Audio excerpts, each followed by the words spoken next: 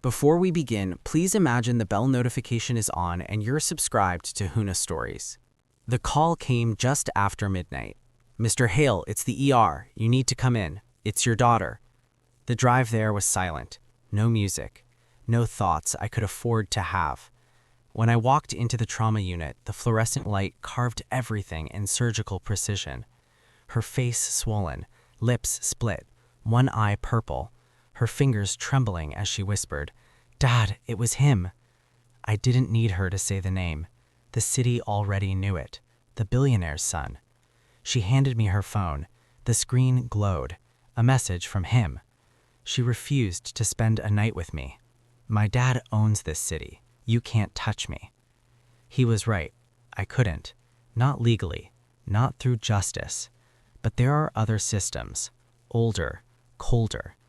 I stepped out of the ER, lit a cigarette, and made a single call to SICILY. It rang twice. Then a gravelly voice answered. "Who's this?" "Your niece's father," I said quietly. "It's family business." A pause. Then softly, "I'm on my way." When my wife was alive, she kept our daughter away from that side of the family, the Sicilian side. Said they were men who didn't believe in laws, only in balance. But blood remembers, even when oceans divided. I hadn't spoken to her brother in 20 years.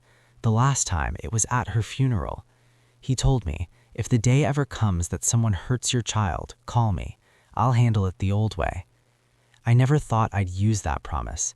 But that night, watching my daughter hooked up to IVs, whispering he laughed while he hit me, something broke quietly inside me. Not rage, not grief. Something colder. Resolve. By morning, news had already twisted the story. Billionaire's son involved in minor altercation with woman. They called her a woman, not a girl, not a victim. Money changes the language of truth. I didn't argue, didn't post, didn't shout. I just started collecting names. The police captain, the family lawyer, the prosecutor who lost the file. Everyone had a price. I simply found out who had been bought and by whom. 3 days later, a private jet landed outside Palermo. He arrived without luggage, just a long coat, an envelope, and a single line of calm that only men like him carry. My daughter never met him. I didn't tell her he was here. We met in my garage, beneath the hum of a single light bulb. He set the envelope on the table. Inside, photos, surveillance, bank statements, wire transfers from the billionaire's shell accounts to the prosecutor's office. "Your city," he said in his thick accent, "belongs to liars." I nodded. "Then let's take it back." He smiled faintly. "No, let's clean it." The plan was meticulous, surgical, no noise, no blood on our hands, none that could be traced at least. He called it restructuring. I called it balance. We began with exposure, anonymous leaks, screenshots, data trails of bribery and abuse. By week's end, the billionaire's empire was trembling under the weight of its own corruption. But his son, the golden boy, was untouched, protected. That was fine. He was next. The boy lived like royalty. Penthouse, private guards, cocaine on silver trays. I watched him from across the street one night. He laughed with friends, oblivious to the storm building under his father's empire. That's when my brother-in-law told me something I hadn't expected. "The father made the call," he said. "He told the son to do it, said the girl needed to learn her place." Power lesson. It wasn't just the son's arrogance, it was the father's cruelty.